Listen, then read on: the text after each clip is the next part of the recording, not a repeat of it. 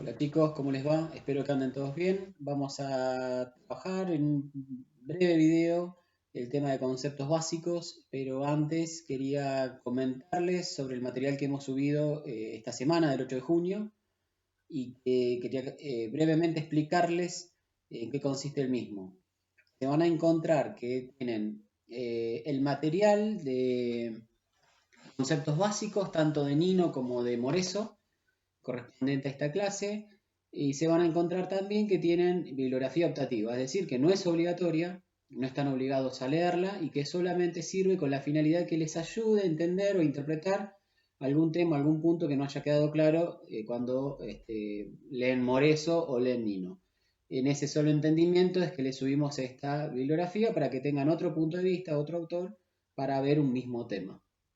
Y por último, y lo que era el objeto de esta breve aclaración, como ya estamos promediando la cursada y como este tema que tenemos esta semana es un tema de fácil lectura, no reviste mayor complejidad, decidimos subir una guía de repaso de la teoría pura del derecho de Kelsen. Una guía en donde se van a encontrar con una serie de preguntas sobre toda la teoría pura y con las respectivas respuestas, como para que ustedes se vayan orientando en el estudio de la teoría pura del derecho que siempre, en todos los casos, las tomamos en los exámenes finales. Así que ese es el material con el que se van a encontrar esta semana del 8 de junio. El tema que nos ocupa hoy es conceptos básicos.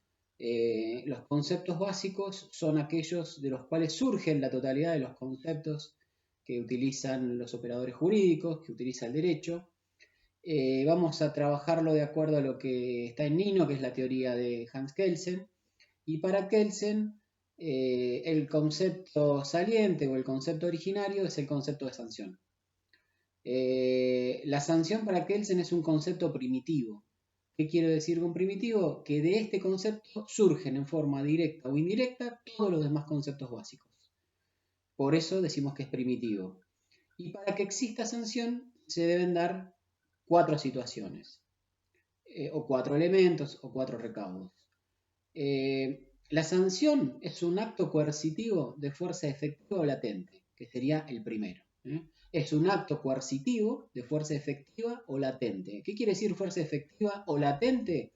Que no siempre es necesaria la fuerza que se haga de forma efectiva, sino que basta la mera posibilidad para que la fuerza se aplique para que podamos hablar de sanción. Existiendo la sola posibilidad de aplicar la fuerza, podemos decir que existe sanción. Ese es el primer recaudo que establece Kelsen como configurativo del concepto de sanción. El segundo es que la sanción consiste en la privación de un bien a una persona. El tercero es que la sanción es impuesta por la autoridad competente. Y el último es que es a causa de la conducta de un individuo. Esos son los cuatro requisitos que configuran el concepto básico de sanción. A causa de la conducta de un individuo, impuesto por la autoridad competente, que consiste en la privación de un bien, y por bien entendemos aquello que es valioso para una generalidad de gente, ya lo van a leer en el texto de Nino, y puntualmente la sanción es un acto coercitivo de fuerza efectiva o latente, es decir, no siempre es necesaria que se haga efectiva un acto de fuerza, un acto coercitivo, sino que basta la sola posibilidad que éste se aplique. Cuando se dan estos cuatro recaudos, podemos decir que existe sanción. Y para Kelsen, este concepto es el que da origen a todos los demás conceptos. Cuando ustedes empiecen a leer Kelsen, que está en Nino, lo que van a ver es que la definición que da Kelsen de los demás conceptos siempre se remite directa o indirectamente al concepto de sanción. Por ejemplo, cuando estudien acto antijurídico o delito, ¿cómo define Kelsen al acto antijurídico? Como aquel antecedente de la sanción. Cuando emprendan la lectura del concepto de acto antijurídico, se van a dar cuenta que el mismo Kelsen se da cuenta de que su definición es imprecisa y por demás deficiente, porque los antecedentes de una sanción pueden ser muchos, entonces trata de limitar el ámbito conceptual de acto antijurídico y va a llegar a un estado de cosas que lo pone en el mismo lugar de donde partió. Tiene una definición sumamente imprecisa. Pero sí como dando un anticipo, un antecedente del concepto de Kelsen, podemos decir que para Kelsen el acto antijurídico es el antecedente de la sanción. Como es deficiente la definición de Kelsen, Kelsen mismo lo dice, Nino, luego de desarrollar la teoría de Kelsen, desarrolla la teoría de la dogmática penal de von Billing y desarrolla el concepto de delito en virtud de la dogmática penal. Otro de los conceptos básicos del derecho es el concepto de responsabilidad. ¿Cuándo hablamos de responsabilidad? Cuando un sujeto es susceptible de ser sancionado. Nuevamente, el concepto básico al que nos referimos hace a su vez referencia al concepto de sanción, que es el primitivo. ¿Cuándo decimos que una persona es responsable? Cuando es susceptible o cuando puede ser sujeto pasivo de una sanción. Cuando hablamos de responsabilidad, siempre la responsabilidad tiene muchas y diversas clasificaciones. Van a encontrar en el texto que hay diversas clasificaciones. Generalmente nos interesa o generalmente preguntamos acerca de algunos tipos de responsabilidad puntual. En el primer caso, de la responsabilidad subjetiva y la responsabilidad objetiva. ¿Cuándo existe responsabilidad subjetiva? Cuando una persona puede ser responsable o puede ser sancionada por un daño que pudo haber cometido y que para merituar ese daño es necesario evaluar un requisito que es la intencionalidad de esa persona. Una persona que puede haber incurrido en responsabilidad subjetiva es aquella que debió haber tenido en cuenta determinados actos o diligencias y no las tuvo a la hora de realizar un hecho, y ese hecho generó responsabilidad, generó un daño.